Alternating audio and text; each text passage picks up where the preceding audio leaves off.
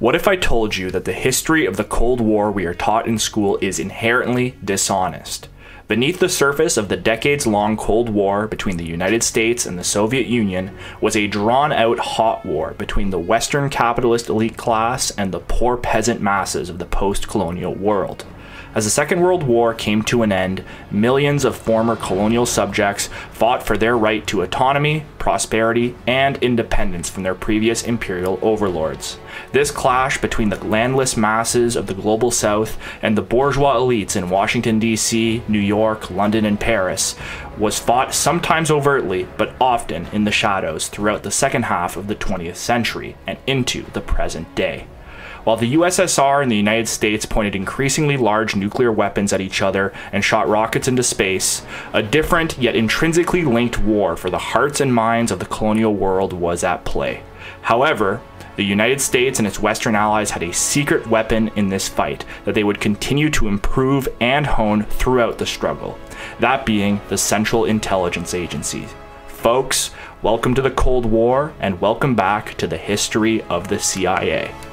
If this is your first time joining us on this series, I want to welcome you. I make all my videos as standalone products. As a new viewer, I recommend you watch this part first, especially as we are entering a new chapter of our series.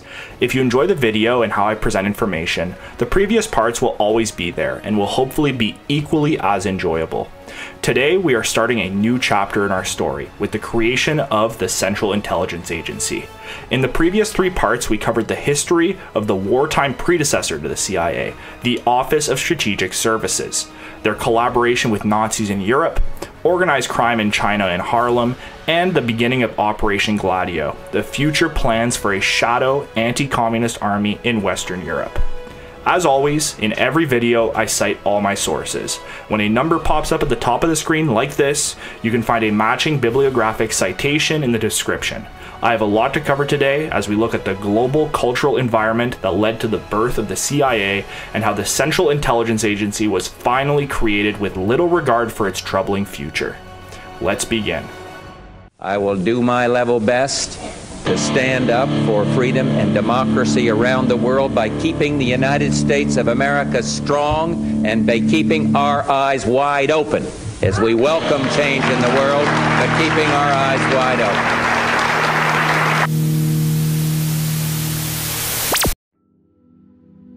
Since the majority of our series will be taking place during the Cold War, the years roughly between 1947 and 1991, I want to use today's video to outline some fundamental dynamics of the Cold War and cover a few misconceptions about this often misunderstood and misrepresented period. At least where I am from, we are taught in high school and in most establishment documentary sources that the Cold War was essentially an era of long, troubled peace between the two global superpowers, the capitalist United States and the communist Soviet Union. Very little attention is given to the constant state of active conflict throughout the rest of the world. This series will take a very different approach from this traditional narrative. By looking through the lens of the CIA's activities from the 1940s to the 1990s, a different picture emerges. This period of relative peace between great powers becomes an era of innumerable bloodshed and struggle between the Western capitalists and the emerging countries of the developing world. I believe that learning the history of the Cold War through this viewpoint helped me better understand the world we live in today. I hope that this will do the same for you as well. At the end of the Second World War, the globe could be broadly divided into three major camps. The first camp, or the First World, as it was known at the time, was made up of the capitalist Western European countries and their settler colonial states in North America, specifically Canada and the United States. By the 1950s, Japan, Taiwan, and South Korea would all join this arrangement as well. This grouping of states had gotten exceedingly rich through global colonialism over the previous 4 centuries, extracting the wealth from their global empires, be it minerals, cash crops such as tea and tobacco, or as discussed in the last part, opium, as well as lumber, rubber, slaves, and most recently, oil. These commodities were then shipped to the colonial homelands, where the industrial capabilities to transform these resources were established. This practice created a clear division between the poor, exploited colonial residents that worked to extract raw materials almost solely to the benefit of their colonial rulers, then the slightly less poor and more comfortable Western working class that worked to transform the colonial resources into consumer goods, and finally the Western capitalist elite, the business owners, lawyers, stock traders, shipping magnates, and power brokers that owned the productive capabilities and profited massively from this whole system. As we've made clear in past episodes, most of the early CIA men were from this upper crust of the First World. Throughout the CIA's history, its directors and agents would continue to be pulled from Wall Street, elite law firms, and multinational corporations that benefited massively from the open-door system left behind by global colonialism. Take, for example, Allen Dulles, who worked at his brother John Foster Dulles's elite Wall Street law firm, Sullivan & Cromwell. Sullivan & Cromwell represented such clients as United Fruit and the Anglo-Iranian Oil Company. Unsurprisingly, these conflicts of interest would manifest themselves in covert operations and illegal meddling abroad, at the behest of these massive companies. The CIA would be lobbied by United Fruit to overthrow the left-wing government of Guatemalan President Jacobo Arbenz in 1954. Allen Dulles, the director of the CIA under Eisenhower, and John Foster Dulles, the Secretary of State in the same administration, worked to overthrow the democratically elected government of Arbenz and replaced him with a brutal Western-friendly dictator. This was 1 year after the CIA toppled the democratically elected government of Mohammad Mossadegh in Iran, at the request of the British government and Anglo-Iranian Oil Company. Once again, United Fruit and Anglo-Iranian were both Sullivan & Cromwell clients. The worlds of the Western elite and the CIA were for the most of its history intrinsically linked, with both parties pulling from each other's ranks. George H.W. Bush, for example, was the president of a global oil company called Zapata Oil, among other business ties before he became director of CIA in the 1970s. William Casey, director of CIA under Reagan, was a partner at the elite corporate law firm Hall, Casey, Dickler, and Howley before his tenure. This is but a very short list of the deep ties between the CIA and the American elite business class. The reason I put so much emphasis on this point is because this interplay between American capital and the Central Intelligence Agency led to countless illegal and undemocratic operations abroad, largely in the developing world, but also in Europe and even, as alleged by some, domestically in the United States. Throughout this series, I will continue to point out the conflicts of interest and the business dealings of relevant CIA figures to continue to paint this picture of the true motives of America's spy agency. The Second World, on the other hand, in 1945 consisted of the Soviet Union and the new Eastern Bloc states that had occupied in Eastern Europe following the fall of Nazi Germany. As previously mentioned, traditional histories of the Cold War focus almost entirely on the cold conflict between the USSR and NATO, through nuclear posturing, proxy wars, and moments of diplomacy. For the purposes of this series, and as I will explain in depth throughout this part, the competition between the First and Second World will not feature very prominently in this series, at least not in the traditional sense. The real point of interest for the burgeoning CIA was the Third World. The Third World was essentially every country that was still under colonial rule, or had previously been under Western colonial rule at the war's end. This represented nearly 2/3 of the globe's population in 1945. Throughout the Cold War, the colonized world would fight a bitter struggle against their former colonial overlords for autonomy and the right to choose their own destiny, the right to control their natural resources, and the choice on how to organize their society. In 1945, however, most of the Third World remained under direct European or American control. India, parts of the Middle East, and large swaths of Africa remained under the British. Indochina, Syria, and much of the rest of Africa was still French. Indonesia remained in the control of the Dutch, and the Philippines remained under American control. This would not be a sustainable system, however, as colonial resentment, nationalism, and Marxism spread throughout the global south.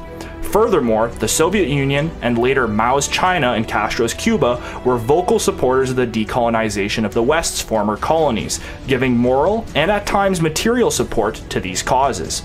These tensions between former colonial overlords and the exploited peasantry of the Third World is where the Cold War became a hot war, and where the CIA would be used as a tool of neo-colonial subjugation and Western capital. During this period of colonial unease, the rise of global socialism was the Western elite class's worst nightmare.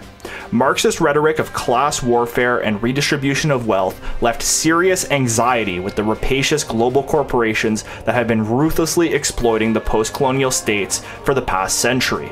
The idea of foregoing these insane profits was untenable to the American, British, and French ruling elites.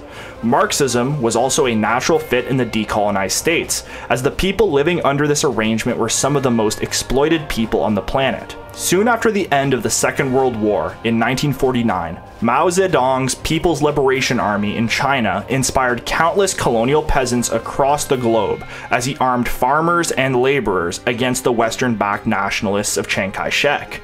This peasant revolution rang alarm bells in the halls of power across the West, as it made it clear how effective grassroots insurgencies could be at toppling unpopular Western-backed governments. It is important to note here a fact that is often overlooked in today's conversations about the Cold War.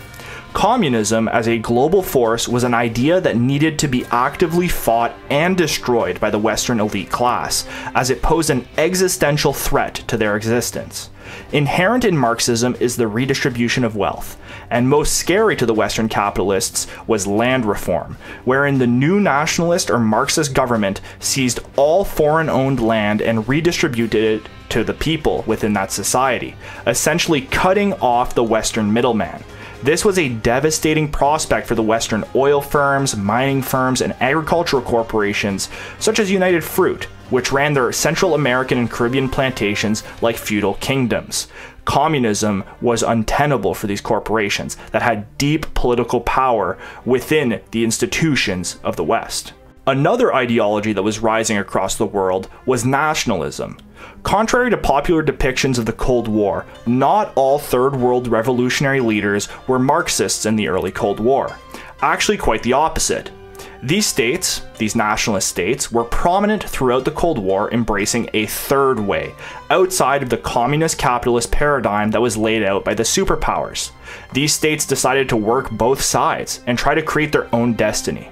In the 1960s, countries such as Egypt, Indonesia, India, and the Democratic Republic of the Congo would form the Non-Aligned Movement, an anti-colonial movement of states that worked to maintain autonomy and remain neutral in the growing Cold War. This, however, was still untenable to the CIA and their elite benefactors, as nationalists believed equally in the dreaded land reform that we mentioned earlier.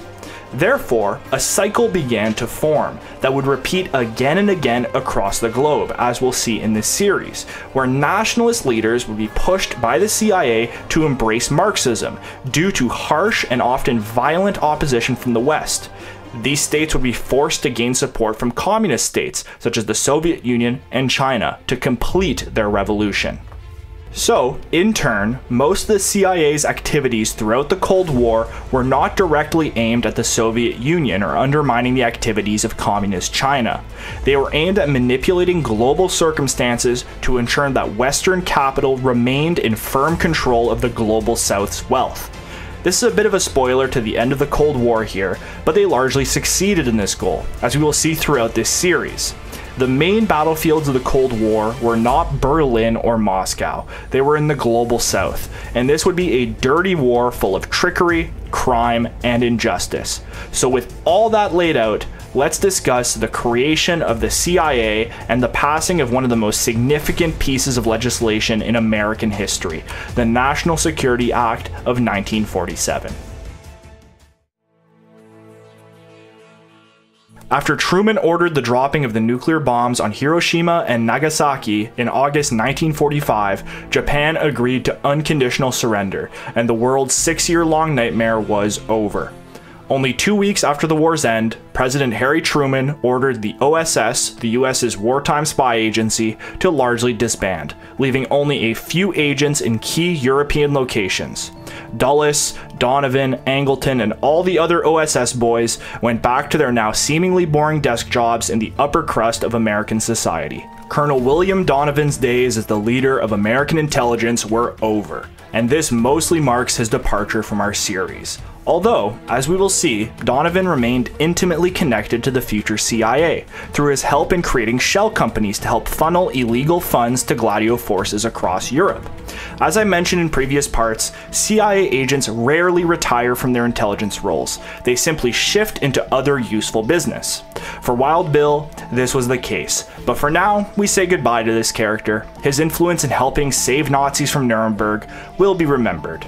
Between the dissolution of the OSS in 1945 and the creation of the CIA in 1947, there was a transition period. President Truman was very reluctant to create a peacetime intelligence agency, due in part to his liberal leanings. Truman feared that creating an operating agency that had unlimited power to conduct illegal operations across the globe was potentially dangerous to American and global democracy. However, pressure for the creation of a new spy agency came to him from all ends of the security state. Firstly, the FBI proposed their bid to undertake the new spying functions of the US government abroad. Under their authoritarian director J. Edgar Hoover, the FBI had formed a strong domestic intelligence network in the United States, spying on leftists and subverting political action on American soil. Allegedly, Hoover, forever cunning, actively sabotaged the creation of a civilian intelligence agency by doctoring a report that was delivered to Harry Truman outlining the OSS's activities during the war as largely ineffective.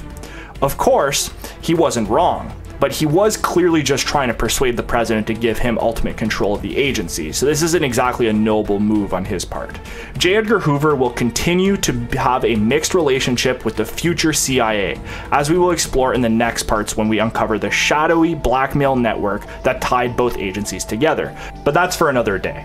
The Joint Chiefs of Staff at the Pentagon also argued that they should become the sole proprietor of American intelligence, as they already had an international foothold and were already conducting global espionage under their military intelligence branch at the Pentagon, an organization that will continue to rub shoulders with the CIA throughout its history. Ultimately, the former OSS men won this arms race for the future of American intelligence. After several meetings with former OSS agents, on January 24, 1946, Truman reluctantly created the Central Intelligence Group under the War Department, a very short-lived agency with minor authority to conduct international activities. Apparently, Truman created the CIG to simply provide him with a daily intelligence brief. Little did he know that he had opened the door for the development of the future CIA and all its ensuing operations. The Central Intelligence Group attempted to leverage its limited powers to act against global communism, but largely failed to make any real impacts. Their first operation took place in Romania, where they attempted to mobilize an irrelevant right-wing party known as the National Peasant Party to resist the Soviet Union and create a Western-aligned state in Romania. The OSS had created a small network of anti-communist allies in Romania during the war, due to the efforts of Wild Bill Donovan and another important figure of the early CIA, Frank Wisner. Wisner, or just Wiz for short, was the charming son of a rich Mississippi landowner in the Jim Crow South. He came from an incredibly privileged background, as did many of his other colleagues, but he allegedly didn't even dress himself as a child. Instead, he would just lay on the bed and let a servant dress him for him. Wisner attended a prestigious private school and went to the University of Virginia, where he was a part of the mysterious Secret Society of Seven. This society remains so secret that the names of its members are only revealed upon their death.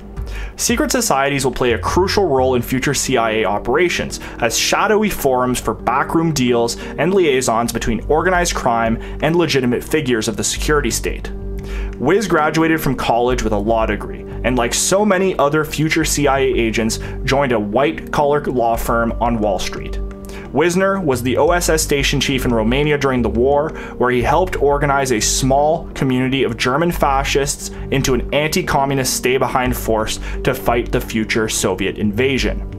Wisner's stay-behind organization in Romania foreshadowed the future Operation Gladio that would place fascist paramilitary cells across Western Europe to fight communists. Despite his best efforts to combat Romanian communists, Wisner's networks were completely wasted by the Central Intelligence Group, as once they were activated in Soviet-occupied territory, they were quickly rounded up by Russian intelligence agents and sent to the gulags. To add to the failure, the CIG's misstep led to a quicker official integration of Romania into the Soviet Union by Stalin, fearing more subversive activity in the territory. The Central Intelligence Group did provide one important lesson to the future CIA.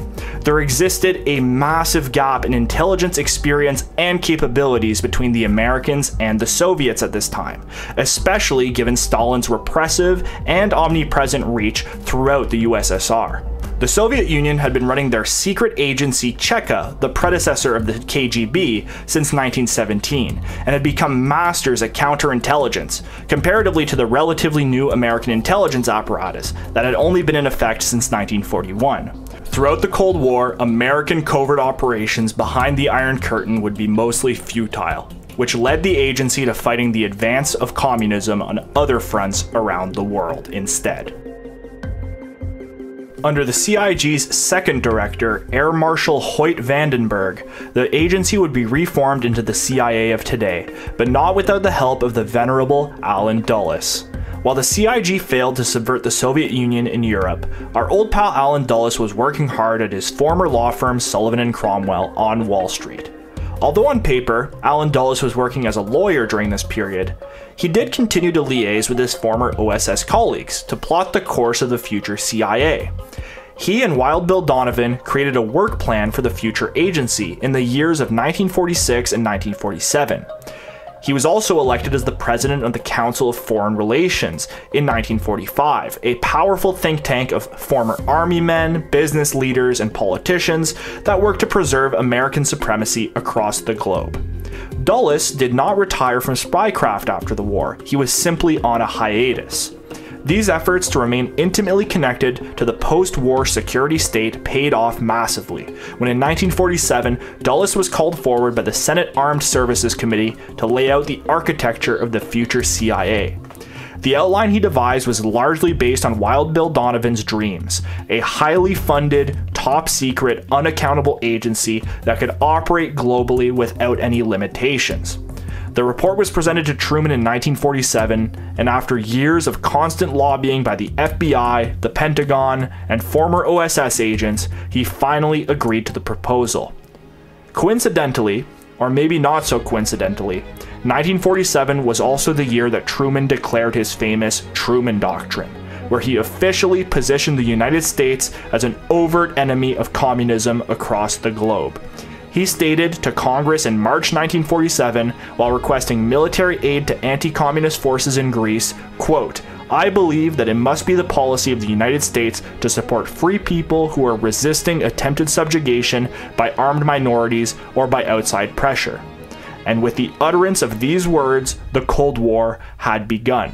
Truman's words about freedom and fighting for the oppressed sounded really nice on the surface, but as we will see in the next part of this series, these words would manifest themselves immediately into the support of fascist paramilitaries and a deeply unpopular monarchist government in post-war Greece. Truman could not simply create the Central Intelligence Agency out of thin air, though. He needed congressional approval.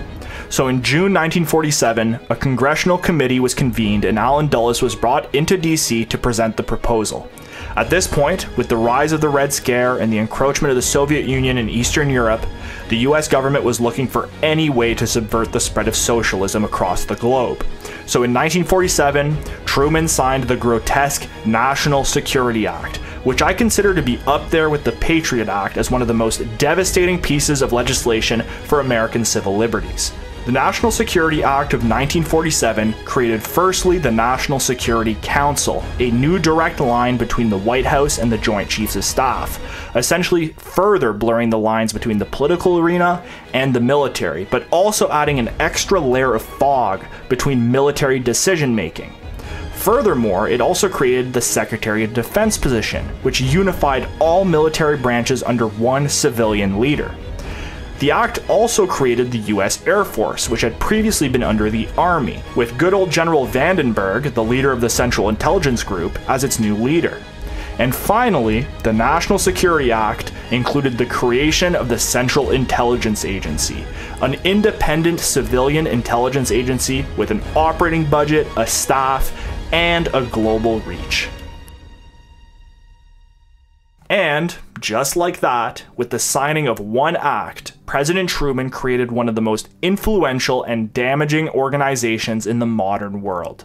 The CIA would be able to conduct illegal regime change operations, political assassinations, coups, and all sorts of other immoral acts due to 11 words in the National Security Act. Nowhere does the act prescribe the outright authority to conduct any of these operations, but it does include 11 innocuous words that would define the CIA's mandate until the present day. The act firstly allows the CIA to correlate, evaluate, and disseminate intelligence, which is all very standard intelligence work. But it's what comes next that is very problematic. On top of those functions, the National Security Act allows the CIA to perform, quote, other functions and duties related to intelligence affecting national security. These 11 words that do not define anything in particular would form the legal basis for all the activities we will be covering in this series. All the illegal coups, assassinations, drug smuggling, blackmail, and extortion would be covered by this vague and unassuming passage. And all this illegal activity started in Greece in 1947, where a brutal civil war was unfolding between communists and monarchists. And this is where the CIA operated for the first time. And we will cover this in the next part of this series. And that's all I've got for today, folks. So thank you so much for watching it the full way through. If you made it this far and you enjoyed the content, please give me a thumbs up. Leave any thoughts you have in the comments below. I try to read every comment and respond in the best way I can. So thank you so much. As always, subscribing goes a long way as well. Keeps you notified of when new videos comes out. And I try to upload. I've been uploading every 2 weeks, and I think that's been a pretty good schedule for me so far. As I previously mentioned, we're going to be covering the Greek Civil War, which is the first CIA operation that's officially on the books, and we might also cover a bit more Gladio stuff. I know I told you guys that I would cover some Vatican stuff in this part. I just really didn't have the time for it in this video. I try not to exceed 30 minutes, and that's really a big topic. So if we have time next week with Greece, I'll try to cover all the sort of early Gladio Vatican stuff, I promise. But I can't promise anything, so we'll see. That being said, thank you so much for watching this full way through. And as always, this is the history of the CIA, and remember to always keep your eyes wide open. Take care.